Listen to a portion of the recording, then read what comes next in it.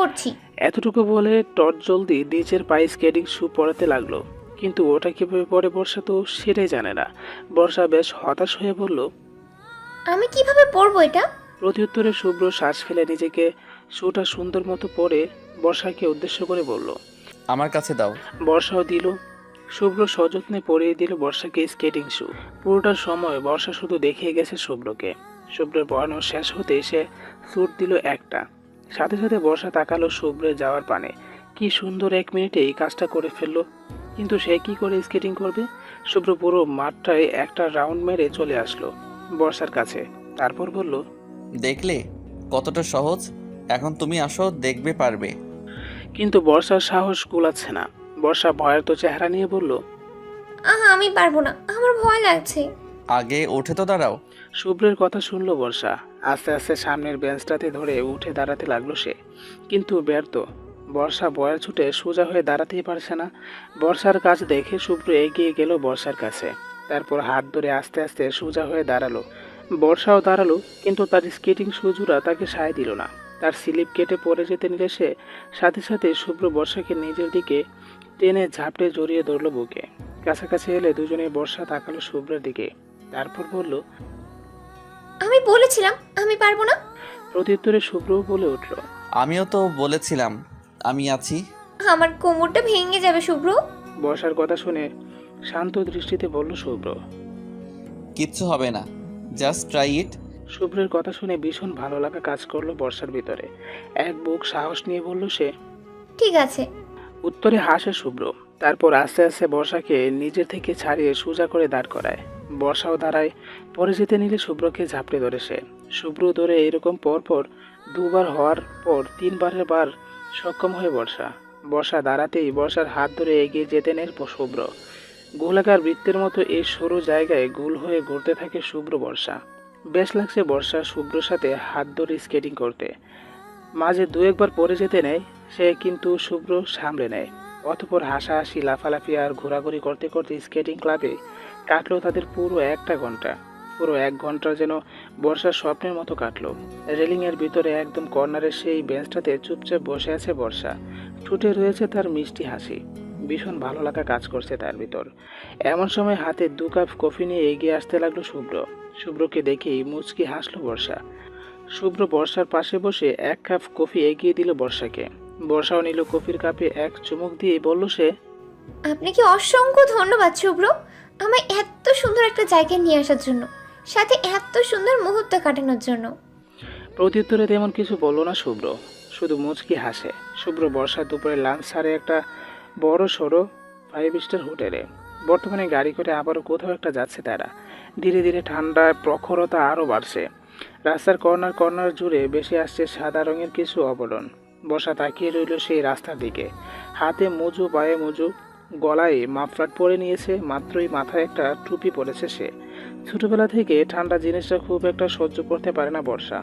যদিও হাতে পায়ে মোজা পরার পর এখন ঠান্ডা কম লাগছে। আর গাড়ির জানালা অফ থাকায় কারণে ঠান্ডা সেইভাবে গ্রাস করতে পারছে না তাকে। হঠাৎ প্রশ্ন ছুড়ে বসলো বর্ষা। আমরা এখন কোথায় যাচ্ছি? খুব মনোযোগ দিয়ে গাড়ি ড্রাইভ করছিল শুভ্র। হুট করে বর্ষার এমন কথা শুনে বেশি না ভেবে বলে উঠল সে। আরোহীদের বাড়ি। সাথে সাথে চোখ বড় বড় হয়ে যায় বর্ষার। অত্যাধিক হারে খুশি হয়ে বলে সে। সত্যি? উত্তরে মাথা নাড়িয়ে বলে শুভ্র। হুম। শুভ্রের কথা শুনে ফট করে শুভ্রের গলা জড়িয়ে ধরে বর্ষা। সাথে গালে চুমুকে বলে সে। আপনাকে এতগুলো ধন্যবাদ জামাই। হুট করে এমন কিছু হওয়ার জন্য মোটেও প্রস্তুত ছিল না শুভ্র। ঘটনার চক্রে চোখ বড় বড় হয়ে যায় তার। এদিকে বর্ষা হুট করে কি করে ফেললো ভাবতে এখন লজ্জায় মাটি মিশে যেতে ইচ্ছে করছে তার। অত্যাধিক হারে এক্সাইটিং হয়ে গেল সে। কিস করে বসলো ভাবতেই ঠোঁটে কামড় দিল সে। কোনো কিছু না ভেবে জানালার দিকে মুখ ঘুরিয়ে খিচে চোখ বন্ধ করে মিনমিন কণ্ঠে বলল সে। এ বাবা, এটা আমি কি করলাম? আর শুভ্র সেও পুরো শক্ট হয়ে গাড়ি চালাতে লাগলো। তাকালো না কোথাও, না ডানে না বামে। স্থির রইল তার চোখ সামনের ওই সোজা রাস্তার দিকে। বাড়িতে কলিং বেল বাজাতেই আরোহী এসে দরজা খুলল। সামনেই তার প্রাণপ্রিয় বেষ্টু বর্ষাকে দেখে খুশি হয়ে ঝাপটে ধরে জড়িয়ে ধরল তাকে। বর্ষাও ধরল। আরোহী জানতো আজ বর্ষা আসবে, কারণ শুভ্রের সাথে তার সকালে কথা হয়েছিল। অতঃপর আরোহী বলে উঠল। কেমন আছিস তুই? খুব ভালো, তুই? ভালো। এখন তোমরা চলে এসেছো, আরো ভালো থাকবো। এতটুকু বলে শুভ্র বর্ষাকে ভিতরে ঢোকালো আরোহী। ওরাও ঢুকলো। এরই মাঝে ওদের দিকে দৌড়ে আসলো আরোহীর 2 বছরের ছেলে রুশ। বর্ষা খুশি হয়ে কোলে তুলে নিল তাকে। তারপর বলল, কেমন আছো তুমি? রুশু সেইভাবে এখনো কথা বলতে শেখেনি। তারপর 2 ওয়ার্ড বলল। হাসলো বর্ষা। এরই মাঝে শুভ্র হাত করে আনা একটা গিফট বক্স এগিয়ে দিল বর্ষার কাছে। তারপর হালকা নিচু স্বরে বলল, এটা দাও ওকে বার্থডে গিফট। বর্ষা অবাক হলো। পরক্ষণে শুভ্রের দিকে তাকিয়ে মুচকি হেসে বলল সে। Thank you. হাসলো শুভ্র। বর্ষা শুভ্রের কাছ থেকে গিফট বক্সটা নিয়ে এগিয়ে দিল রুশুর হাতে। তারপর বলল, এটা তোমার জন্য বার্থডে গিফট। বার্থডের দিন তো আসতে পারিনি, তাই আজ দিলাম। বর্ষার কাণ্ডে আরোহী বলে উঠল। এসব আর কি দরকার ছিল? অবশ্যই ছিল। রুশু নেমে পড়লো কুল থেকে, গিফটটা নিল, গিয়ে দিল মায়ের কাছে। আরোহী গিফটটা সাইডে রেখে বলল, তোমরা বসো, আমি এক্ষুনি আসছি। শুভ্র বর্ষাও বসলো সোফায়। পুরো রুমটা চোখ বোলালো দুজনে। বেশ সুন্দর আর পরিপাটির সময় যাচ্ছিল। হাসি হাসি হালকা খাওয়া দাওয়া আর গল্প স্বল্প করে কেটে গেল অনেকটা সময়। বিকেল পেরিয়ে প্রায় সন্ধ্যা হওয়ার কাছাকাছি। এখন শুভ্র বর্ষা গাড়ি করে বাড়ি ফিরবে। আরোহীর জামাই রাত করে বাড়িতে আসায় আজ আর দেখা হলো না তার সাথে। আরোহী বলেছিল আজ রাতটা তাদের এখানে কাটাতে, কিন্তু কাল শুভ্রের অফিস আছে, তাই আর থাকলো না। দরজার সামনে দাঁড়িয়ে আছে শুভ্র বর্ষা, আরোহী আর আরোহীর কোলে তার ছেলে রুশু। আরোহী কিছুটা মন খারাপ নিয়ে বলল, অ্যাটলিস্ট ডিনারটা করে যান দুলাভাই। উত্তরে শুকনো হাসলো শুভ্র। আর বর্ষা বলে উঠল, অন্য আরেক দিন। আর সামনের সপ্তাহে ভাইয়াকে নিয়ে আমাদের বাড়িতে আসা চাই কিন্তু। বর্ষার কথা শুনে আরোহী খুশি মনে বলল। নিশ্চয়। অতঃপর আরোহীকে বিদায় জানিয়ে আবারও বেরিয়ে পড়লো শুভ্র বর্ষা। গাড়ি করে আবারও যাচ্ছে শুভ্র বর্ষা, তবে এবার আর অন্য কোথাও নয়, সোজা বাড়িতে যাবে তারা। আকাশপথ বেয়ে গুড়ি গুড়ি পড়ছে তুষার। চারপাশটা ধীরে ধীরে ডুবে যাচ্ছে সাদা তুষারে। আজকের দিনটা খুব সুন্দর কাটলো বর্ষার সাথে শুভ্রেরও। পাক্কা 1 ঘন্টা রাস্তা পেরিয়ে অবশেষে বাড়ির সামনে আসলো শুভ্র বর্ষা। সন্ধ্যা হয়ে গেছে অনেক আগেই। গাড়ি থেকে নামতেই নিজের বাড়িটা দেখে খুশিতে গদগদ হলো বর্ষা, কারণ তাদের বাড়ি পুরোটা জায়গায় বরফে ঢেকে গেছে। মুগ্ধ হলো বর্ষা প্রকৃতির এমন সৌন্দর্য দেখে। শুভ্র এগিয়ে আসলো বর্ষার কাছে। তারপর বলল, চলো। চলুন। বর্ষার কথা শুনে শুভ্র এগিয়ে গেল আগে। হঠাৎ গায়ের কিছুটা আঘাত লাগতেই পিছনে ঘুরে তাকালো শুভ্র। সাথে সাথে বর্ষা আবারও বরফের গোলা তৈরি করে মারলো শুভ্রের গায়ে। অবাক হলো শুভ্র, সাথে প্রচন্ড রেগে গেল। হোয়াট দ্য হেল, এটা কি করলে তুমি? সাথে সাথে ঘাবড়ে গেল বর্ষা। ভেবেছিল শুভ্র হয়তো তার মতো বরফ নিয়ে মেতে উঠবে, কিন্তু না। বর্ষার মাথা নিচু করে বলল, সরি। Sorry what? সরি তোমাকে তো আমি। বলে নিচ থেকে বরফ উঠিয়ে সেও মারলো বর্ষার গায়ে। সাথে সাথে চমকে উঠল বর্ষা। শুভ্রের দিকে তাকালে শুভ্র হাসলো। শুভ্রের কাণ্ডে বর্ষা খুশি হয়ে বলল, আপনাকে তো আমি। বলে বরফ নিয়ে এগিয়ে গেল বর্ষা শুভ্রের দিকে। বর্ষার কাজ দেখে শুভ্র ছুট লাগালো। তারপর শুরু হলো শুভ্র বর্ষার ছুটোছুটি। পুরো বাড়ি জুড়ে বরফ নিয়ে লাফালাফি করতে লাগলো দুজন, যেন এক অন্যরকম ভালো লাগা। হঠাৎ পায়ে স্লিপ কেটে শুভ্রের গায়ের উপর পড়ে যায় বর্ষা। আচমকা এমনটা হওয়াতে শুভ্র তাল সামলাতে না পেরে পড়ে যায় নিচের বরফের বুকে। দুজনে তাকিয়ে রয়ে দুজনের দিকে। দুজনের চোখ কিছু একটা বলছে। তবে কি এবার ভালোবাসা হবে শুভ্র বর্ষার মাঝে? ঘটবে কি নতুন কিছু, নাকি আবারও আসবে কোনো দোআঁশে ঘেরা দূরত্ব? রাতের জ্যোৎস্না ভরা আলো, জানালার দুদিকে থাকা সাদা পর্দা দুটো উঠছে বরাঙ্গর। জানালা দিয়ে রাতের ওই জ্যোৎস্না ভরা আকাশের বুকে থাকা চাঁদ মামাটাকে দেখা যাচ্ছে স্পষ্ট। তারাও জ্বলছে তার চারদিকে। বাতাসের তীব্রতায় টেবিল জুড়ে থাকা কিছু শুকনো পৃষ্ঠারা উড়ে কিছুক্ষণ পর পর বাইরে থাকা আলোকিত ল্যাম্পপোস্টটাও নির্ঘুম কাটাচ্ছে খুব। গাছের পাতারাও নড়েচড়ে উঠছে হঠাৎ আনমনে। নিরালায় প্রকৃতির এই মুগ্ধতা বর্তমানে প্রকৃতির মাঝে রয়েছে অটক। কেউ দেখছে না, কারণ সবাই যে এখন গভীর ঘুমে। সবার সাথে সাথে আর একজন মগ্ন তখন ঘুমে, আর সে হলো হিয়া। নিজের রুমে খাটের উপর পাশ দিয়ে থাকা টেবিলের কাছে ডায়েরিটা বুকে মাথায় দিয়ে চোখ বুজে ঘুমিয়ে আছে হিয়া নীরবে। গভীর স্বপ্ন দেখছে সে। এমন সময় একটা স্বপ্ন এসে স্বপ্ন পূরণ করা প্রায় দায় তার জন্য। এমন সময় মোবাইলের মেসেজ অপশনটা বেজে উঠল। কেউ লিখলো, বেশি ভেবো না প্রিয়দর্শিনী, তুমি আর তোমার স্বপ্ন দুটোকেই আমি আমার করে নিব। সরু চোখে হিমশীতল এই ঠান্ডার মৌসুমের মাঝে তাকিয়ে আছে বর্ষা শুভ্রের চোখের দিকে। শুভ্র তাকিয়ে আছে। হঠাৎই নিজের হুঁশ আসতে শুভ্র থেকে চোখ সরিয়ে ফেলে বর্ষা। তারপর আস্তে আস্তে শুভ্রের উপর থেকে উঠে পড়ল সে। আনমনে মুচকি হেসে বলল, সরি। এতটুকু বলে তৎক্ষণাৎ দৌড়ে বাড়ির ভিতরে চলে যায় বর্ষা। লজ্জায় নাল নীল বেগুনি হয়ে গেছে সে। বর্ষার কাণ্ডে হাসলো শুভ্র। শুয়ে পড়ল সে বরফের মাঝে। তারপর চোখ বন্ধ করে আকাশপানে তাকিয়ে কাউকে উদ্দেশ্য করে বলল শুভ্র, থ্যাংক ইউ উপন্যাসিকা, হয়তো তুমি ঠিকই বলেছিলে। ভালো, আমি এই বোকারানির সাথেই থাকবো। আর ভালোবাসাটা? ভেবেই চোখ বন্ধ করে ফেলল শুভ্র। দু হাত জড়িয়ে ধরল বুকে। নিমেষে বর্ষার হাসি মাখা মুখটা ভেসে আসলো তার সামনে। চোখ খুললো আবারও, জুড়ে নিঃশ্বাস ফেললো আনমনে। আর দিনটা যেন বেশ ভালো কাটলো তার। নিজের রুমে ঢুকে আয়নার সামনে দাঁড়িয়ে জুড়ে জুড়ে নিঃশ্বাস ফেললো বর্ষা।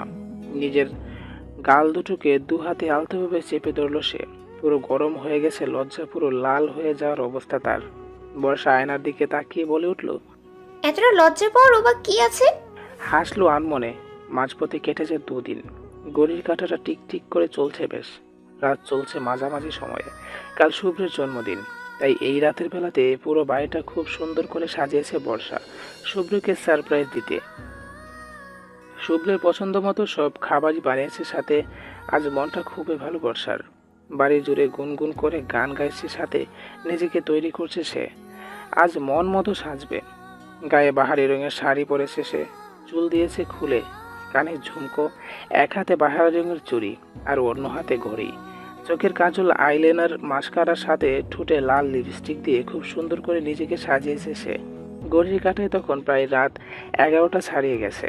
আর 1 ঘন্টা পরেই কালকের নতুন সময় শুরু হবে। বর্ষার মনে মনে প্রার্থনা করছে আজ অন্তত শুভ্র টাইম মতো বাড়িতে আসুক, যেন ঠিক রাত 12টার সময়ে শুভ্রকে সারপ্রাইজ দিতে পারে বর্ষা। বর্ষার ভাবনাগুলোর মাঝে বাড়ির কলিং বেলটা বেজে উঠল উচ্চ স্বরে। সাথে সাথে হালকা চমকে উঠল বর্ষা। আজ বেশি এক্সাইটিং হয়ে গেছে বর্ষা। বসা থেকে উঠে দাঁড়ালো বর্ষা।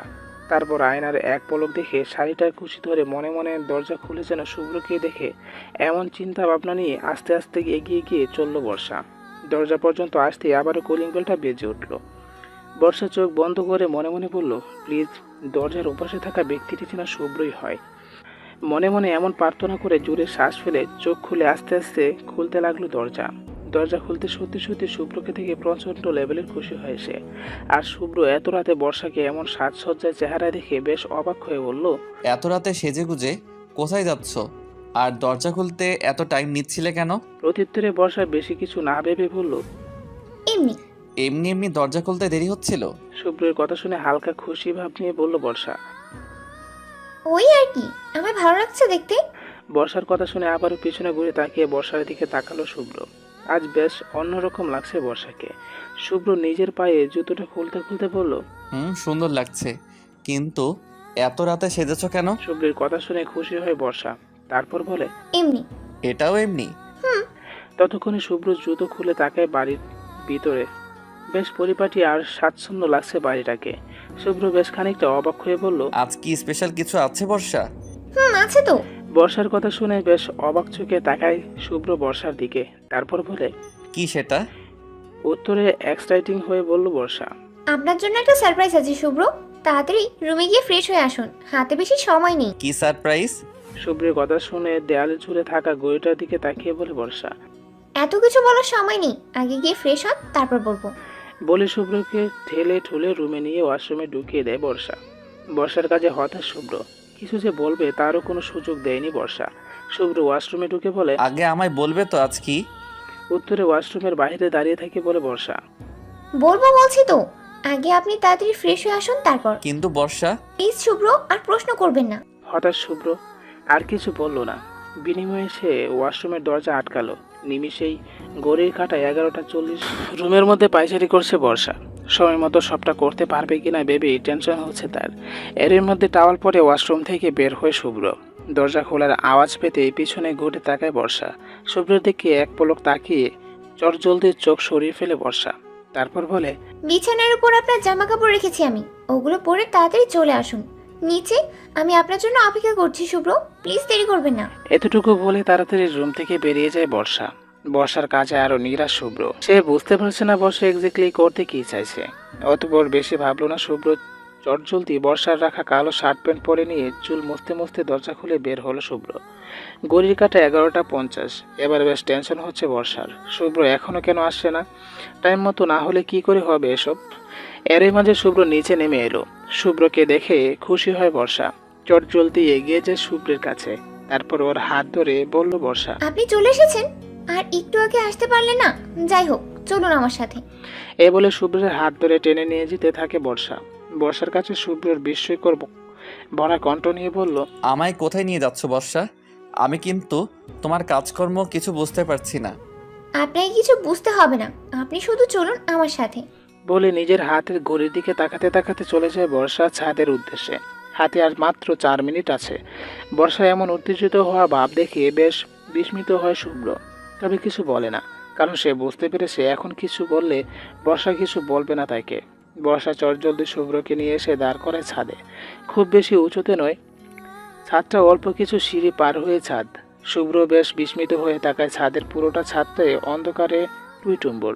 যা দেখে বলে শুভ্র, তুমি আমায় এখানে কেন নিয়ে আসলে বর্ষা? প্রত্যুত্তরে শুভ্রের ঠোঁটে আঙ্গুল দিয়ে বলে উঠল। হুশ! সঙ্গে সঙ্গে থমকে যায় শুভ্র। সে ভাবেনি বর্ষা এমন কিছু করবে। শুভ্রের চোখের দিকে তাকাতেই পিছনে ঘুরে বসে বর্ষা। শুভ্র থেকে কয়েক কদম দূরে যায় সে। শুভ্র শুধু নির্বাক হয়ে তাকিয়ে আছে বর্ষার পানে। অল্প কিছুক্ষণ পর বর্ষা আবারও তাকায় ঘড়ির দিকে।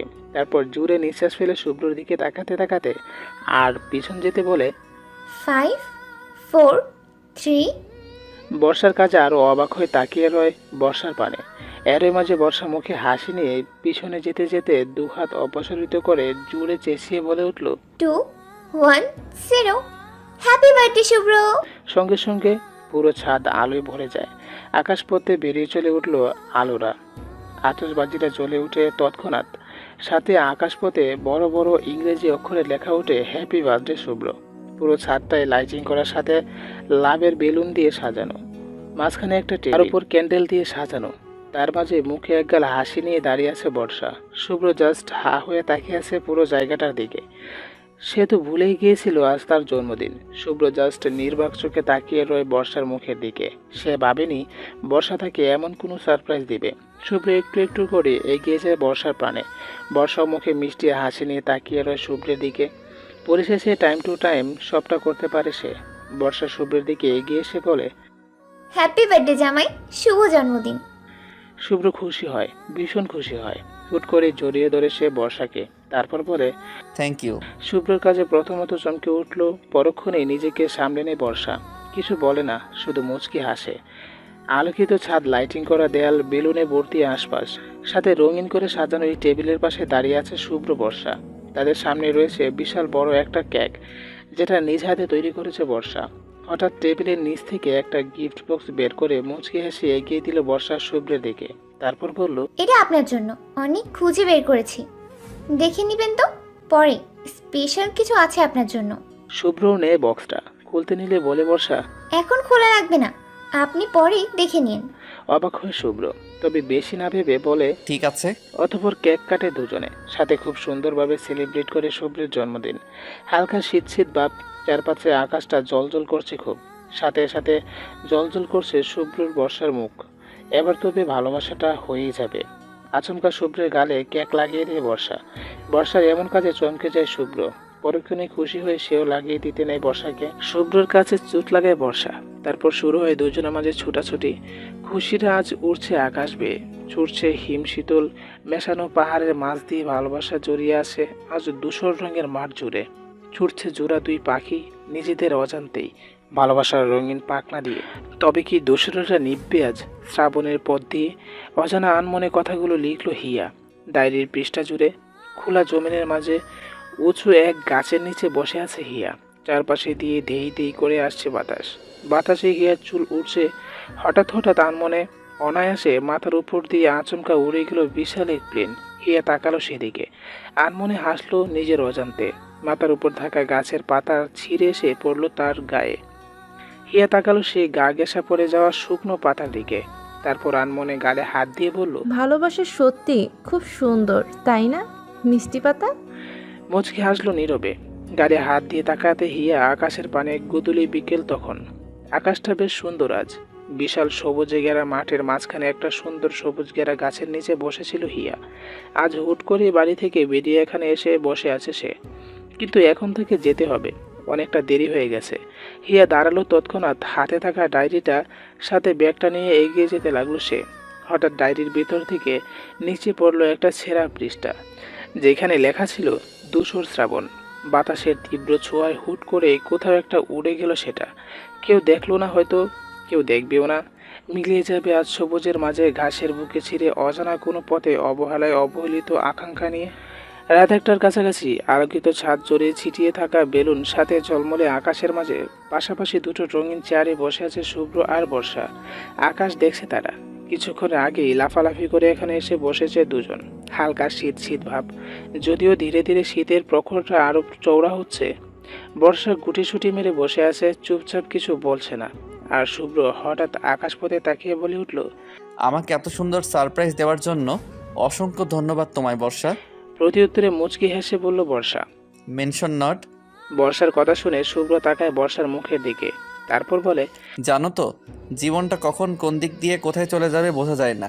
সেদিন অনেক ঠিকই বলেছিল। শুভ্রর কথা শুনে বর্ষা অবাক হয়ে বলল, কি বলেছিল অনেক ভাইয়া? বর্ষার কথা শুনে শুভ্র কিছু বলতে গিয়েও বলল না, আকাশপথে তাকিয়ে বলল, বলেছিল কিছু একটা বাদ দাও।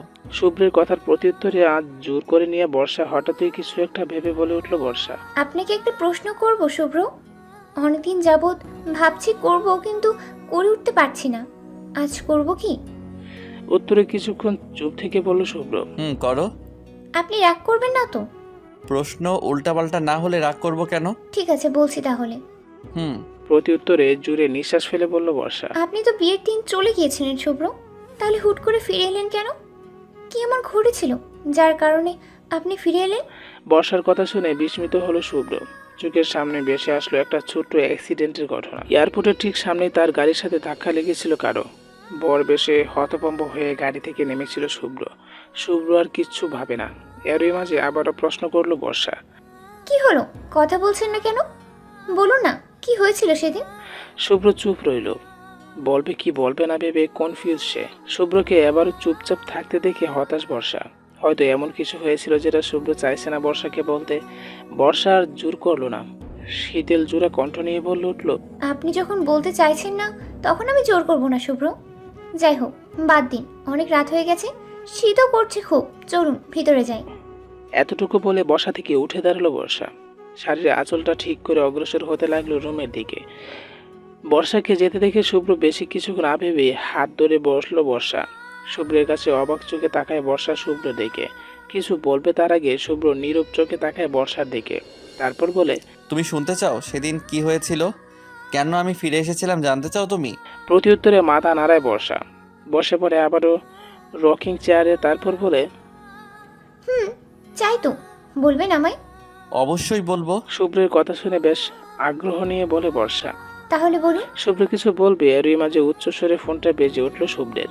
আচমকা এমন হওয়ায় শুভ্র বর্ষা দুজন পুরো চমকে উঠল। তৎক্ষণাৎ ফোনটা তুলে শুভ্র তারপর যা শুনে তাতে বিস্ময় হয়ে শুভ্র বেশি কিছু না ভেবে বলে, আমি এক্ষুনি আসছি। শুভ্রের কথা শুনে বর্ষাও হতাশ হয়ে বলে, কি হয়েছে? কোথায় যাবেন আপনি? ফিরে এসে বলবো তোমায়, কিন্তু আমার এখন যেতে হবে বর্ষা। বাকি কথা পরে হবে। এতটুকু বলে আর 2 মিনিট দেরি না করে হন হন করে দৌড়ে চলে যায় শুভ্র। আর বর্ষা পুরো নির্বাক হয়ে তাকিয়ে রয় শুভ্রর পানে। হুট করে কি হলো এটা যেন বুঝলো না বর্ষা। একরাশ হতাশে সে গ্রাস করলো তাকে। তপ্ত নিঃশ্বাস ফেলে আকাশ পানে তাকালো সে। অভিযোগ করলো একটু, তবে ঠোঁটে কিছু বলল না। যা বলল তার সবটুকুই মনে মনে রইল। মাঝখানে কাটলো 2 দিন। 2 দিন শুভ্রের আচরণে পরিবর্তন এসেছে একটু। যেমন বাড়ি ফিরলে সেইভাবে কথা বলে না, অলওয়েজ টেনশন ভাব থাকে একটা। রাতে খুব দেরি করে বাড়ি ফিরে। বর্ষার সাথে সেইভাবে কথা বলে না। আর হুটহাট ফোন আসলে বেরিয়ে যায় বাড়ি থেকে। শুভ্র হুট করে পাল্টে যাওয়া এমন আচরণে বেশ খারাপ লাগা কাজ করে বর্ষার। সে বুঝতে পারছে না শুভ্রের কি হলো। শুভ্রকে যে কিছু জিজ্ঞেস করবে সে সুযোগটা পাচ্ছে না বর্ষা। বিকেল 5টার কাছাকাছি নানা কিছু ভাবতে ভাবতে হাতে কিছু জিনিসপত্র নিয়ে রাস্তা পার হচ্ছিল বর্ষা। মূলত সুপারমার্কেট থেকে বাজার করে ফিরবে বর্ষা। এমন সময় হুট করে একটা সাইকেলের সাথে ধাক্কা লেগে যায় বর্ষার। আচমকা এমনটা হয়ে হাতে থাকা সব ব্যাগপত্র নিচে লুটিয়ে পড়ে তার। রাস্তার মাঝ দিয়ে পড়াতে হাতে আর পায়ে কিছুটা ব্যথা পায় বর্ষা। সেই মুহূর্তে রাস্তা দিয়ে গাড়ি করে যাচ্ছিল তিয়ান। রাস্তার মাঝে এমন মর্মান্তিক ঘটনা দেখে তৎক্ষণাৎ বেরিয়ে আসে সে গাড়ি থেকে। আহত ব্যক্তিটি বর্ষা থেকে চটজলতে এগিয়ে যায় বর্ষার দিকে। তারপর বলে, ভাবি আপনি ঠিক আছেন তো? হুট করে তিয়ানের ভয়েস শুনে বেশ অবাক হয়ে বর্ষা। তারপর কিছুক্ষণ চুপ থেকে বলে বর্ষা। ঠিক আছে আমি। তিয়ান বর্ষার হাত আর পায়ের অবস্থা দেখে বলে উঠল, আপনার হাত পা দিয়ে তো রক্ত বের হচ্ছে, তাড়াতাড়ি হসপিটালে চলুন আমার সাথে। এই বলে তৎক্ষণাৎ বর্ষাকে ধরে গাড়ির ভিতরে বসিয়ে নিয়ে যায় তিয়ান। তিয়ানের কাজে বর্ষা কিছুটা হতবাক হয়ে বলে, আমি ঠিক আছি, হসপিটাল যাওয়া লাগবে না।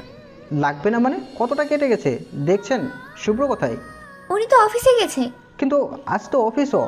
দাঁড়ান, আমি এক্ষুনি একটা কল করছি শুভ্রকে। প্রত্যুত্তরে কিছু বলে না বর্ষা। হুট করে বুকের ভিতর ধক করে উঠল তার। শুভ্র কি তবে সকালে অফিসের নাম করে মিথ্যা বলে গেছে?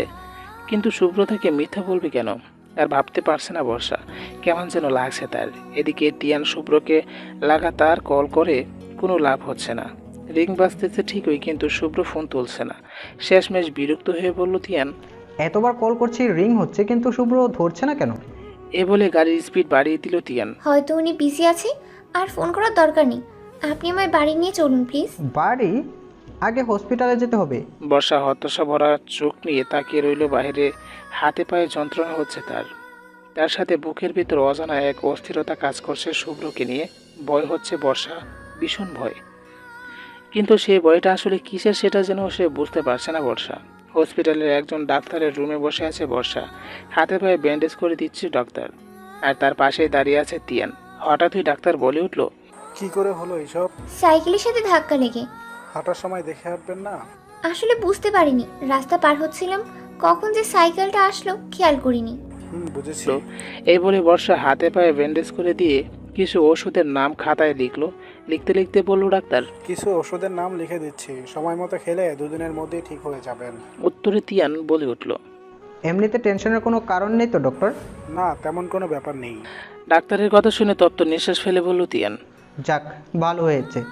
এই ওষুধগুলো সময় মতো খাবেন, তবেই ঠিক হয়ে যাবেন। বলে ওষুধ লেখা পৃষ্ঠা ছিঁড়ে এগিয়ে দিয়ে বর্ষার দিকে। বর্ষা ধরার আগে তিয়ান কাগজটা ধরে বলে উঠল, ঠিক আছে ডক্টর। অতঃপর ডাক্তারকে ধন্যবাদ জানিয়ে বেরিয়ে যায় বর্ষা আর তিয়ান। দরজা থেকে বেরিয়ে বলে উঠল তিয়ান, আপনি এখানটায় দাঁড়ান বর্ষা ভাবি, আমি ওষুধগুলো কিনে নিয়ে আসি। প্রতিউত্তরে বর্ষা কিছু বলার আগেই চলে যায় তিয়ান। তিয়ানের কাজে বর্ষা হতাশ হয়ে একটু, তবে বেশি ভাবলো না। চুপটি করে বসলো সে। তারপর পাশে থাকা চেয়ারটা পায়ের চেয়ে হাতে বেশি চোট পেয়েছে বর্ষা।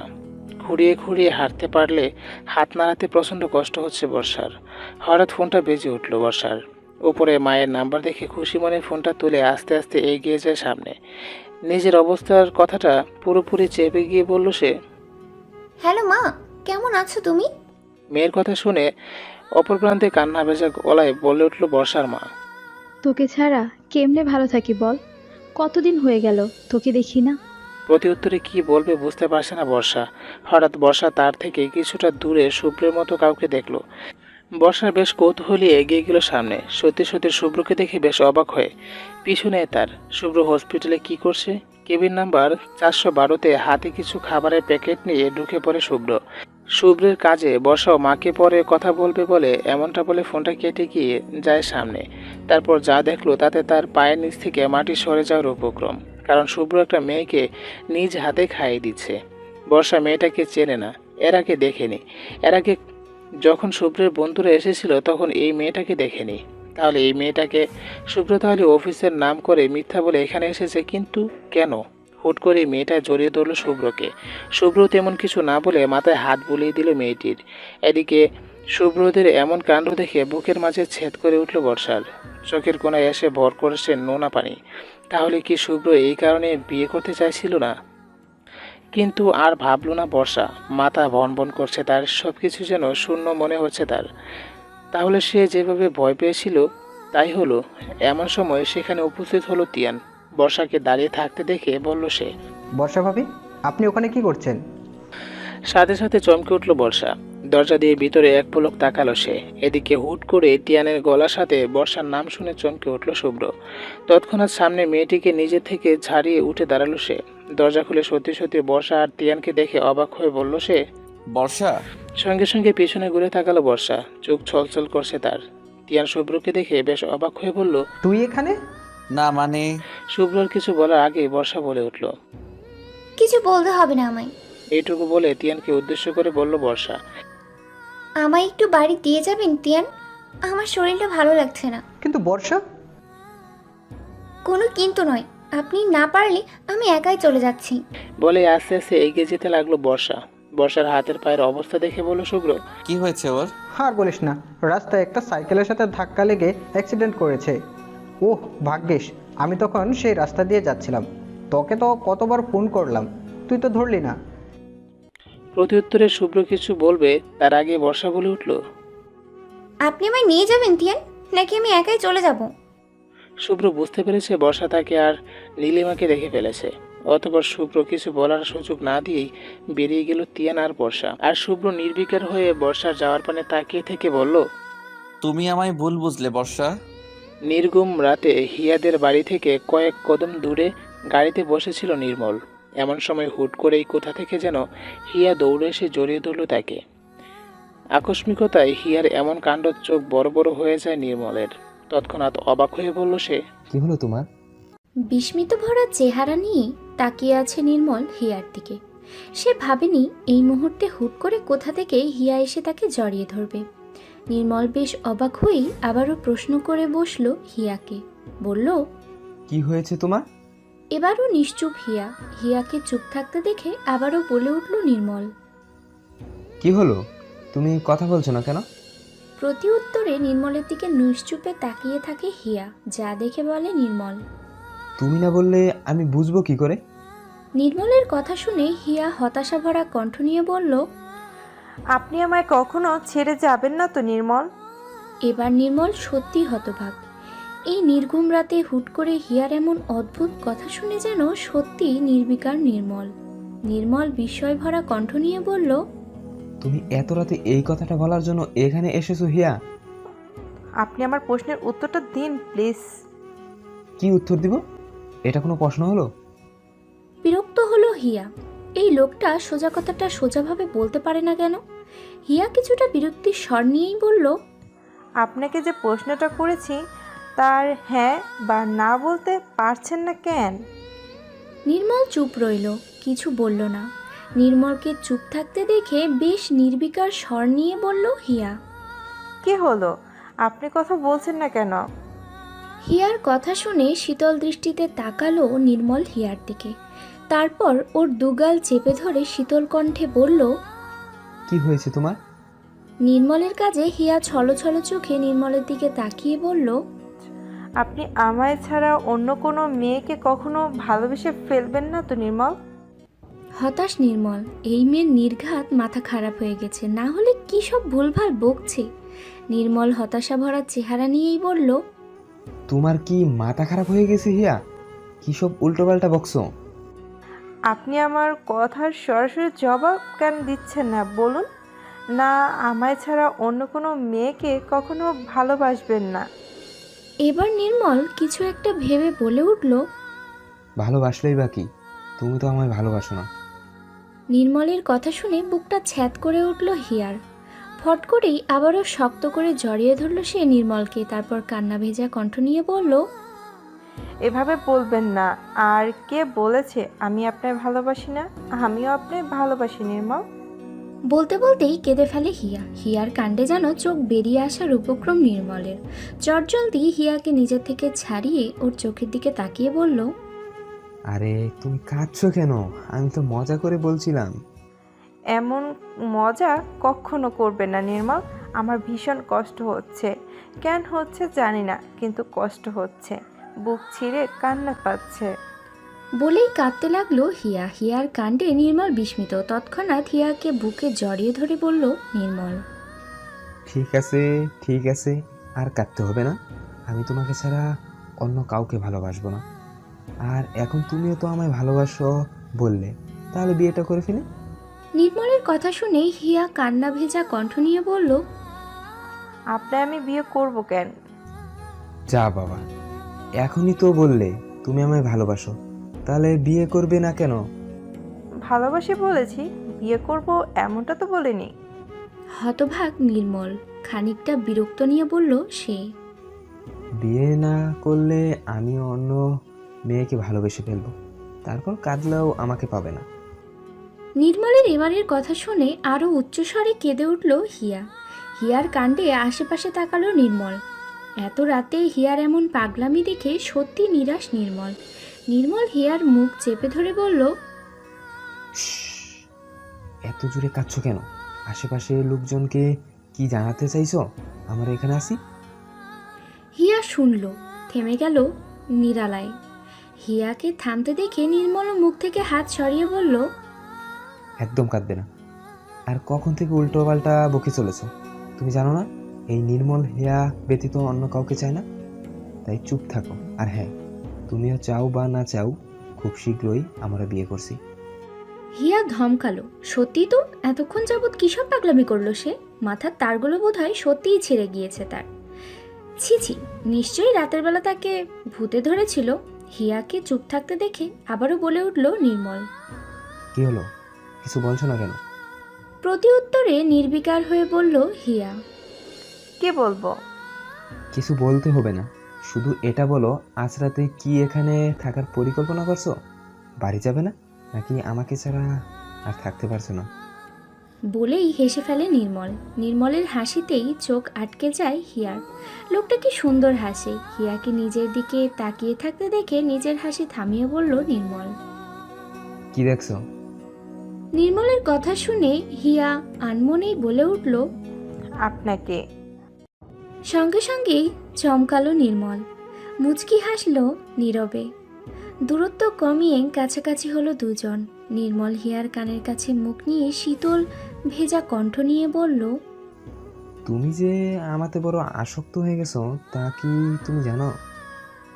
চমকে উঠল হিয়া। নির্বিকার চোখে তাকালো সে নির্মলের চোখের দিকে।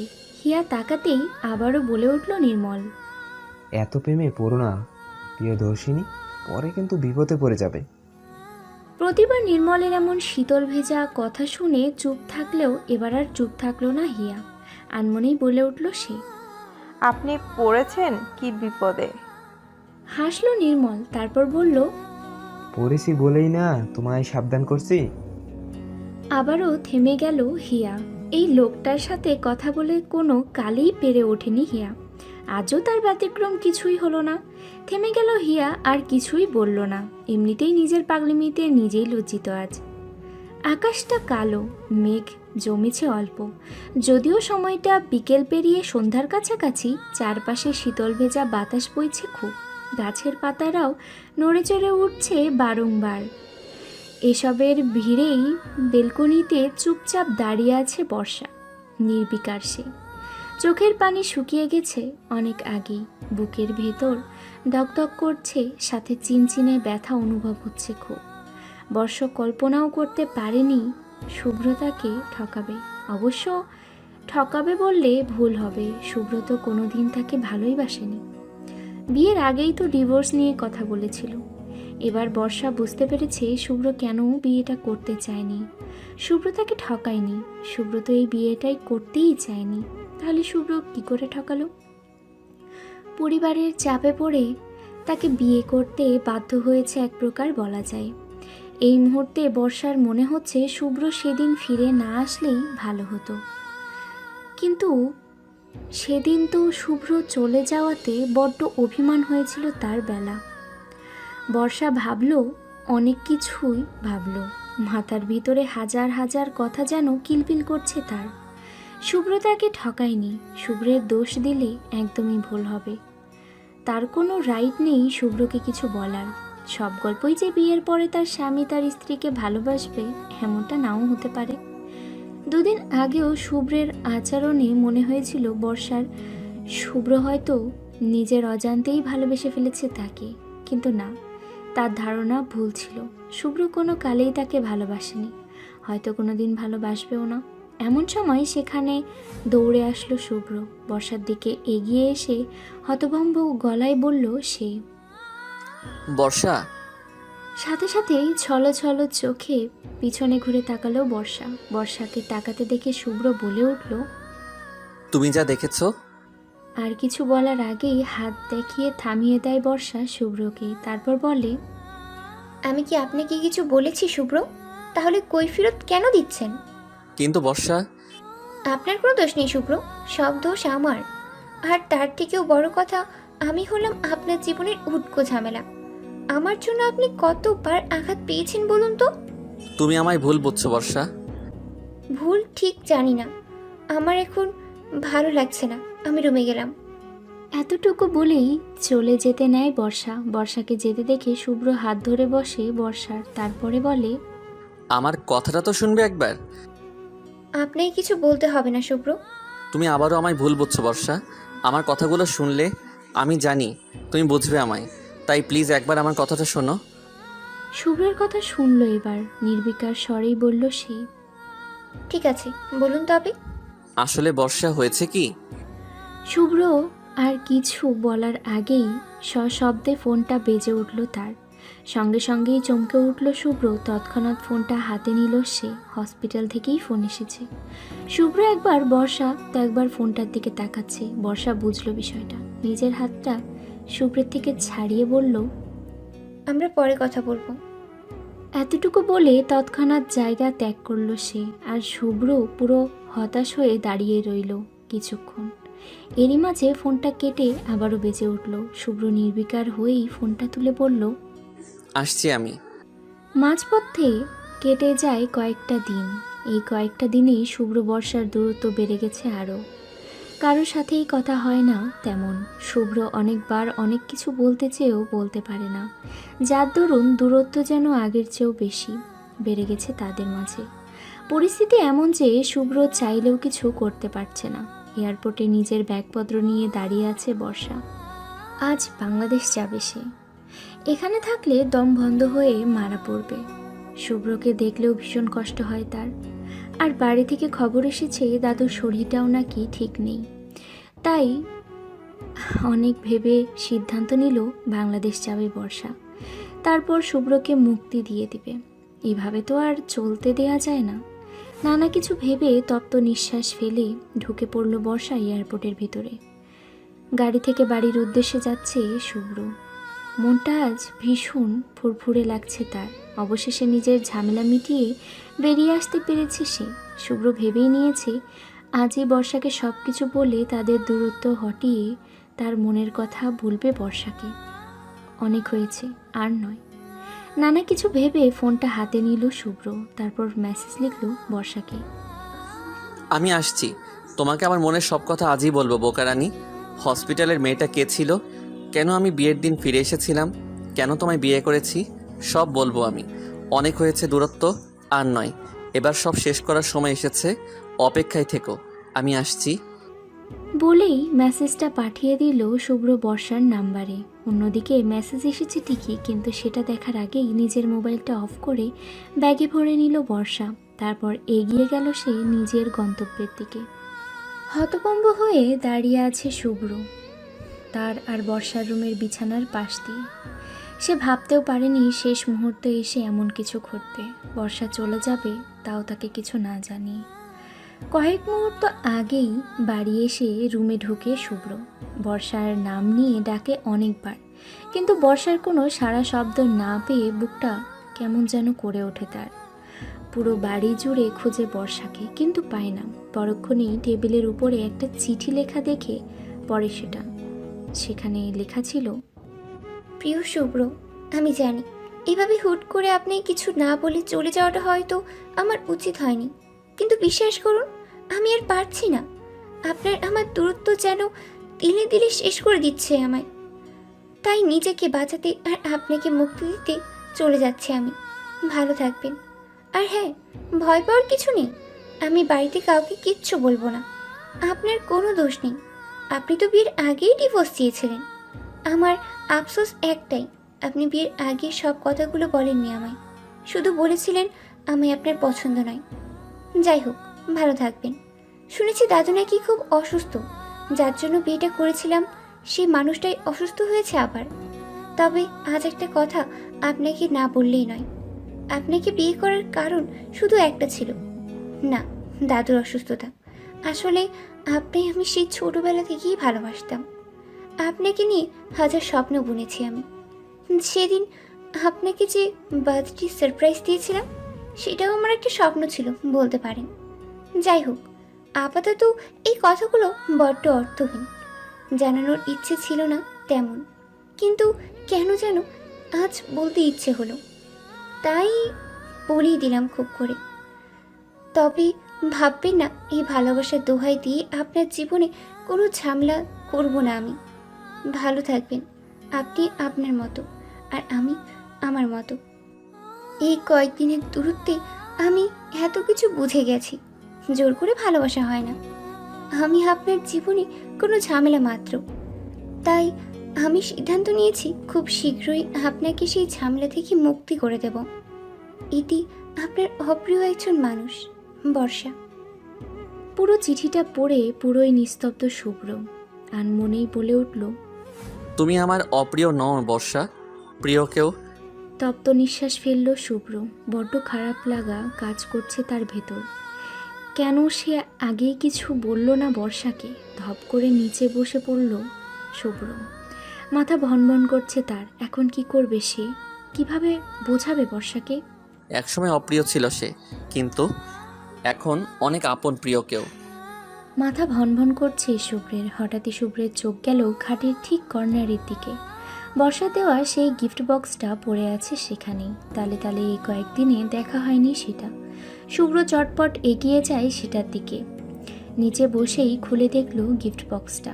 সেখানে রয়েছে লাভের তৈরি একটা শোপিস, সাথে ছোট একটা লাল রঙের টেডি, তার সাথে ছোট্ট একটা চিরকুট। শুভ্র সব রেখে চিরকুটটা হাতে নিল। সেখানে লেখা, জানি না আমার অনুভূতিগুলো আজও আপনার কাছে উপস্থাপন করতে পারবো কিনা। অনেকদিন যাবৎ ভাবছি আপনাকে আমার মনের কথাগুলো বলেই দিই, কিন্তু সাহসই কুলাচ্ছিল না। তবে আজ অনেক ভেবে চিন্তে সাহস করে বলতে এসেছি আপনায়। ভীষণ ভালোবাসি আপনায়, সেই ছোটবেলা থেকে। আপনাকে ছোটবেলা থেকে নিজের অজান্তে অনেকবার আঘাত করেছি আমি। এর জন্য আমি খুবই দুঃখিত। জানি না আপনি কোনো দিনও আমায় ভালোবাসবেন কিনা, তবে আমি বাসি, ভীষণ বাসি, বড্ড ভালোবাসি আপনায়। আপনার উত্তরের অপেক্ষায় আছি, কিন্তু প্লিজ নিরাশ করবেন না একটু। ইতি, বর্ষা। আনমনেই হাসল শুভ্র। মেয়েটা তাকে বড্ডই ভালোবেসে ফেলেছে, কিন্তু এখন কথাটা ভাবতেই হাসি গায়েব হয়ে গেল শুভ্রের। কি করবে এখন? হঠাৎই বলে উঠল শুভ্র, বাংলাদেশ যেতে হবে, যত তাড়াতাড়ি সম্ভব দূরত্ব হাঁটাতেই হবে। এ যেন বেশি যন্ত্রণা দিয়ে ফেলেছে তাদের। জানিস তো, একটুখানি ভুল বোঝাবুঝি একটা সম্পর্ক ভেঙে দেওয়ার অনেকখানি ক্ষমতা রাখে। কিছুটা ওই কাচের গ্লাস হাত থেকে পড়ে গিয়ে ভেঙে যাওয়ার সময়ের মতো। ভরা ক্লাসরুমের মাঝে বসে হুট করেই কথাটা বলে উঠল হিয়া সিফাকে। আর হিয়ার কথা শুনে হালকা চমকে উঠল সিফা। বেশ খানিকটা অবাক হয়েই বলল সে। মানে? প্রতি উত্তরে তাকায় হিয়া সিফার মুখের দিকে, তারপর বলে, তুই কি বুঝিসনি আমার কথা?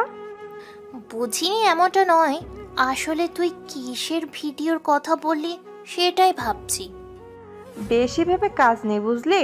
সবসময় এতটুকু মাথায় রাখবে যে অনেক সময় আমরা চোখের সামনে যেটা দেখি সেটা সত্যি হয় না। দেখে না দেখার মাঝেও অনেক সত্যতা লুকিয়ে থাকে, যেটা জানলে হয়তো তুই নিজেও ভীষণ চমকে যাবি। হিয়ার কথার আগামাথা কিছু বুঝতে না পেরেই বলে উঠল সিফা। আমি তোর কথার আগামাথা কিছুই বুঝতে পারছি না হিয়া। এবার বেশ বিরক্ত হলো হিয়া। বিরক্ত মাখা দৃষ্টি নিয়েই সিফার দিকে তাকিয়ে বলল সে, এত বুঝে তোর কি কাজ? যা বাবা, এত কিছু বললি, কিন্তু কেন বললি তা শুনবো না। বেশি শুনে কাজ নেই, শুধু এতটুকু জেনে রাখ, খুব শীঘ্রই আমি আর নির্মল বিয়ে করছি। সঙ্গে সঙ্গে চোখ বড় বড় হয়ে যায় সিফার। অবাক হয়েই বলে সে, কি? দিনে দিনে কি কানা হয়ে যাচ্ছিস নাকি? কানা হয়নি, কিন্তু তোর কথাটা যেন হজম হলো না। হজম না হওয়ার কি আছে? তুই সত্যি সত্যি নির্মল ভাইয়াকে বিয়ে করবি? তা নয় তো কি, নির্মল আমায় কতটা ভালোবাসে বলতো। কিন্তু কিছুদিন আগেই তো নির্মল ভাইয়াকে ভিলেন বলে আখ্যায়িত করলি, তার বেলা? ওগুলো সব পুরনো আর আগের কথা, জানিস না আগের দিন বাগে খায়। তার মানে তুইও? উত্তরে মুচকি হাসে হিয়া, যা দেখে সিফা খুশি হয়ে বলে, যা, ভালো হয়েছে, অবশেষে নির্মল ভাইয়া তোর মন জয় করতে পারলো। উরে কাকু, বিয়া খামু। শেষের কথাটা সিফা এতটাই জোরে বলল যে আশেপাশের সবাই তাকালো ওদের দিকে। টিচার তো তৎক্ষণাৎ বলেই উঠল, সাইলেন্স। সিফা ঠোঁটে কামড় দিল মুহূর্তেই। সিফার কাণ্ডে হিয়া সোজা হয়ে বসলো, তারপর বইয়ের পাতার দিকে তাকিয়ে আস্তে আস্তে বলল, তুই কি আস্তে কথা বলতে পারিস না বুদ্ধু? হিয়ার কথা শুনে সিফাও ঠোঁটে কামড় দিয়ে আসতে বলল, সরি দোস্ত, এক্সাইটিং এর জন্য হয়ে গেছে। প্রতি উত্তরে শুধু একটা শব্দই উচ্চারণ করে হিয়া, পাগল একটা। সত্তা দিয়ে ডাইনিং টেবিলের সামনে বসে টিভিতে নাটক দেখতে দেখতে সুপারি কাটছিল বর্ষাদের বাড়ির কাজের লোক রাহেলা সুন্দরী। পাশেই বর্ষার মা বসে আছে চুপচাপ। ইদানিং কোনো কিছুই ভালো লাগে না তার। বর্ষা বাবা মায়ের একমাত্র সন্তান, যার দরুন বর্ষা চলে যাওয়ায় পুরো বাড়িটাই একদম ফাঁকা হয়ে গেছে তাদের। হঠাৎই রাহিলা সুন্দরী বলে উঠল, আচ্ছা আপা, এই যে বাংলা নাটকগুলায় খালি নায়ক লইয়া টানাটানি করে, কামটা কি ঠিক করে কন? বিয়ে হয়ে গেছে, তারপরও এক লগে 2-3টা মাইয়া নায়কের লইয়া টানাটানি করে। কই হেতি গো, দেশে কি পোলার অভাব পড়ছে নাকি? আমগো গ্রামে কতগুলো বেডা আছে, এখনো বিয়া করে নাই। ওদের পিছনে গুড় করলেও তো হয়। রাহিলার কথা শুনে বর্ষার মা ফিক করে হেসে ফেলল, তারপর বলল, তুমিও না রাহেলা, কি যে বলো। হাসা কইতাছি আপা, মো ছোটবেলা থেকেই স্বপ্ন একটু ঘটকালি করুম, কিন্তু কোনোদিন সুযোগই পাইলাম না। রাহিলার কথা শুনে এবার উচ্চ স্বরে হেসে ফেলল বর্ষার মা। পাল্টা কিছু বলবে এরই মাঝে বাড়ির কলিং বেলটা বেজে উঠল উচ্চ শব্দে, যা দেখে রাহিলা সুপারি কাটা বন্ধ করে বলল, আপনি বহেন, আমি খুলতেছি। বলেই চটজলদি বসা থেকে উঠে দাঁড়ালো রাহেলা। তারপর এগিয়ে গেল দরজার কাছে। দরজা খুলতেই বর্ষাকে দেখে বেশ অবাক হয়েই চেঁচিয়ে বলল রাহেলা, আপা, বর্ষামণি আইছে। রাহিলার কথা শুনে বর্ষার মা বেশ অবাক হয়েই বলল, মাথা গেছে নাকি রাহেলা? বর্ষা কি করে আসবে? ও তো লন্ডনে। আমি সত্যি কইতেছি আপা, দেখেন। ততক্ষণে বর্ষাও বাড়ির ভিতরে ঢুকে পড়ে। বর্ষার মাও পিছনে ঘুরে সত্যি সত্যি বর্ষাকে দেখে অবাক হয়ে বলে উঠল, তুই এসেছিস মা? প্রতি উত্তরে মায়ের কাছে এগিয়ে সে মাকে জড়িয়ে ধরে নির্বিকার গলায় বলল বর্ষা, কেমন আছো মা? ভালো, তুই? ভালো। মেয়ের কথা শুনে মেয়েকে ছাড়িয়ে বলল বর্ষার মা, তা হঠাৎ চলে এলি, শুভ্র আসেনি? তোমাদের কথা ভীষণ মনে পড়ছিল, আর দাদুরও নাকি শরীরটা ভালো নেই, তাই চলে এলাম। তা না হয় বুঝলাম, শুভ্র আসেনি কেন? উনি অফিসের কাছে ব্যস্ত মা, তাই আসেনি, আমি একাই এসেছি। ও, তা তুই কি এয়ারপোর্ট থেকে সরাসরি এখানে এসেছিস? যাক, ভালো হয়েছে। তুই রুমে গিয়ে ফ্রেশ হ, আমি খাবার দিচ্ছি। মায়ের কথার উত্তর হিসেবে তেমন কিছু না বলেই নিজের রুমের দিকে অগ্রসর হলো বর্ষা। মেয়ের কাজে খানিকটা খটকা লাগলো বর্ষার মায়ের। মেয়েটা হুট করেই চলে এলেও কাউকে কিছু না বলে, চোখ মুখ দেখেও ঠিক ভালো ঠেকলো না কিছু। কি হয়েছে তবে, ভাবলো বর্ষার মা। হসপিটালে নিজের রুমের চেম্বারে বসে আছে নির্মল। চোখে মুখে খুশির ছাপ তার। পরিশেষে তার প্রাণপ্রিয়দর্শিনী তাকে ভালোবাসি বলেছে। এবার খুব শীঘ্রই হিয়াকে বিয়ে করে একেবারে নিজের করে নিবে নির্মল। হঠাৎই পেশেন্টের কথায় হুঁশ আসে নির্মলের। পেশেন্ট বলে, আবার কি আশা লাগবে ডাক্তারবাবু? প্রতি উত্তরে পেশেন্টের দিকে তাকিয়ে বলল নির্মল, জি, এই ওষুধগুলো খেয়ে কতটুকু সুস্থতা ফিল করছেন এটা বলার জন্য হলেও আপনাকে একবার আসতে হবে। ঠিক আছে ডাক্তারবাবু। এই বলে লোকটি বেরিয়ে গেল রুম থেকে। এর মাঝেই সেখানে উপস্থিত হলো নির্মলের বন্ধু আকিব। খুব খুশি খুশি ভাব নিয়েই বলল সে। ভাই, ভাবি তো বিয়ে করতে রাজি, এবার তবে বিয়ের তোড়জোড়টা শুরু করে দেই। আকিবের কথা শুনে বেশ অবাক হয়ে বলল নির্মল। তুই কি করে জানলি? আরে ভাই, এখন কি আর খাই সুজি? আপনার হাবভাব দেখলে হলেও অনেক কিছু বুঝি। হাসলো নির্মল। আশ্চর্য, তার হাবভাব কি বলে দিচ্ছে হিয়া তাকে বিয়ে করতে রাজি হয়ে গেছে। নির্মল লজ্জা পাচ্ছে, চোখে মুখে স্পষ্ট লজ্জার ছাপ। নির্মলের কাণ্ডে আকিব হেসেই বলে উঠল, আরে ভাই, এত লজ্জা পেলে চলবে কোন? আমি মোটেও লজ্জা পাচ্ছি না। আপনার চোখ তো তা বলছে না ভাই। তুই আবার কবে থেকে চোখ পড়তে শুরু করলি? এই তো ভাই, মাত্রই। তুই যাবি এখান থেকে? হাসলো আকিব। প্রথমবার নির্মলের পেছনে লাগার সুযোগ পেয়েছে সে। এত সহজে ছেড়ে দিলে চলে নাকি? আকিব হেসেই বলল, তা ভাই, আপনার বাসর ঘরের বিছানার চাদরটাকে কালার দিলে ভালো হবে। বাইকটা কালার, নাকি রং চা খাওয়ার পর নিচের চা পাতা পড়লে যে কালারটা হয় ওই কালার? তবে আপনি চাইলে আমি সিলভার কালারটাও দিতে পারি ভাই। নির্মল মগ্ন ছিল হিয়াকে নিয়ে, তাই আকিবের কথা শুনে আনমনেই বলে উঠল নির্মল।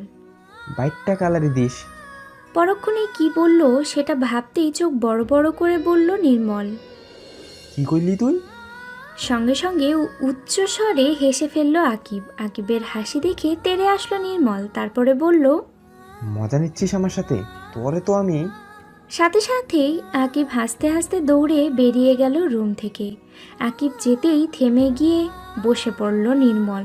মাথাটা বোধহয় সত্যি সত্যিই গেছে তার। হঠাৎই দরজা খুলে আবারও বলে উঠল আকিব, ভাই, আমি যেমনই পারি আপনার জন্য বাইকটা কালারের বিছানার চাদর কিনেই ছাড়মো, যতই হোক আপনার বাসর ঘর বলে কথা। রেগে যায় নির্মল। দ্বিতীয়বারের মতো আকিবের দিকে তেড়ে যেতে যেতে বলে, দাঁড়া, তোর বাইকটা কালার বাইর করছি আমি। নির্মলের কথা শুনেই পগার পার আকিব। তাকে আর পাইকে, তবে বাইকটা কালার চাদর মাস্ট চাই তার। অন্ধকার রাত, আকাশটা নির্বিকার প্রায়। আর এই নির্বিকার আকাশের ভিড়েই বেলকুনিতে চুপচাপ বসে আছে শুভ্র, হাতে তার সিগারেট। সচরাচর এইসব খায় না শুভ্র, কিন্তু আজ খাচ্ছে। নিজের ভুলের জন্য নিজেকেই অপরাধী মনে হচ্ছে শুভ্রের, সাথে কষ্টও পেতে হচ্ছে খুব। বর্ষা তাকে ছেড়ে চলে গেছে মাত্র কয়েক ঘন্টাই তো হলো, কিন্তু এই কয়েক ঘন্টায় শুভ্রকে বর্ষার শূন্যতা ফিল করাচ্ছে হাড়ে হাড়ে। পোকারানি বড্ড বেশি কষ্ট দিয়ে গেছে তাকে। শুভ্র বুঝতে পারছে না এই মুহূর্তে তার ঠিক কি করা উচিত। বাংলাদেশ গেলেই কি সব সমস্যার সমাধান হয়ে যাবে তার? কিন্তু বর্ষা কি বুঝবে তাকে? বুঝে উঠতে পারছে না শুভ্র। সব কিছু শূন্য শূন্য লাগছে কেমন। সিগারেটে আরেকবার টান দিল শুভ্র, ধোঁয়া ওঠালো পরপর। এমন সময় বিকট শব্দে শুভ্রের ফোনটা বেজে উঠল। শুভ্র ফোনটা হাতে নিল, দেখল মোবাইল স্ক্রিনে থাকা ঔপন্যাসিকা নামটা জলজল করছে। শুভ্র দেখল নামটা, তাকিয়ে রইল মোবাইল স্ক্রিনের দিকেই, কিন্তু ফোনটা তুলল না। ভালো লাগছে না এই মুহূর্তে। শুভ্র তাকিয়ে থাকতে থাকতেই ফোন বেজে কেটে গেল একবার। শুভ্র তাকিয়ে রইল সেদিকে। এরই মাঝে আবারও বেজে উঠল ফোনটা। শুভ্র এবারও তাকিয়ে রইল কিছুক্ষণ। তারপর ইচ্ছে না থাকা সত্ত্বেও ফোনটা তুলল সে।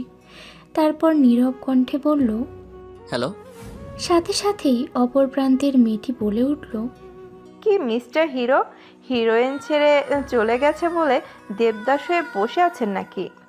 মেয়েটির কথা শুনে খুব আক্ষেপ নিয়েই বলে উঠল শুভ্র। আর হিরো? আমার তো মনে হয় এই গল্পের আসল ভিলেন আমি। শুভ্রের কথা শুনে হাসলো মেয়েটি। যা শুনে বলল শুভ্র, তুমি হাসছো? হাসবো না তো কি করব? কি এত ভাবছেন বলুন তো? বিশ্বাস করো, আমি সত্যি বুঝতে পারছি না এই মুহূর্তে আমার কি করা উচিত। কি করবেন মানে? হিরোইনের অভিমান ভাঙাবেন? তা বাংলাদেশে কবে আসতেছেন? আসতে তো কালই মন চায়, কিন্তু অফিস থেকে ছুটি দিচ্ছে না। আপনার অফিস আগে না বউ? আর বউ, সে তো ভুল বুঝে ডিভোর্স দেওয়ার কথা ভাবছে। তা ভাববে না আপনি অন্য মেয়েকে জড়িয়ে ধরবেন, বউকে ইগনোর করবেন, তাহলে বউ কি তা দেখে ঘরে বসে আঙুল চুষবে? হতভাগ শুভ্র, হতভাগ হয়েই বলল শুভ্র। তুই সব জেনেও এসব বলছো? বলছি, কারণ বর্ষা তো জানে না, এটা আপনায় বুঝতে হবে। আর বর্ষার জায়গায় যে কেউ থাকলে এমনটাই করতো, আমি থাকলেও হয়তো আমিও এমনই করতাম। সব বুঝতে পারছি আমি, কিন্তু পরিস্থিতিটাই এমন ছিল যে আমি চাইলেও কিছু করতে পারছিলাম না। তবে আমি তো এসেছিলাম বর্ষার কাছে সবটা বলতে, কিন্তু সব শোনার আগেই তো বর্ষা চলে গেল। আসলে কি বলুন তো, জীবনটা এমনই, হুট করেই সব কিছু ঘটে যায়। সেটাই তো দেখছি। তবে এখন যা হয়ে গেছে সেটা ভেবে লাভ নেই। সামনে খারাপ কিছু হওয়ার সবটা সামলান শুভ্র। সামলাবো তো বটেই। তাড়াতাড়ি করবেন, দূরত্ব আর সয় না। শুভ্র অবাক হলো অপর প্রান্তের মেয়েটার কথা শুনে। অবাক হয়েই বলল সে, তোমার আবার কিসের দূরত্ব? ওটা আপনি বুঝবেন না। যাই হোক, তোমার খবর বলো, বিয়ে কবে করছো? শুভ্রের কথা শুনে বেশ আগ্রহ নিয়েই বলল মেয়েটি। করব খুব শীঘ্রই, আপনাকে আর বর্ষাকে, কিন্তু আসতেই হবে। তা নয় আসলাম, তোমার হিটলার বাবা রাজি তো বিয়েতে? বাবার কথা জানি না, কিন্তু বিয়েটা আমি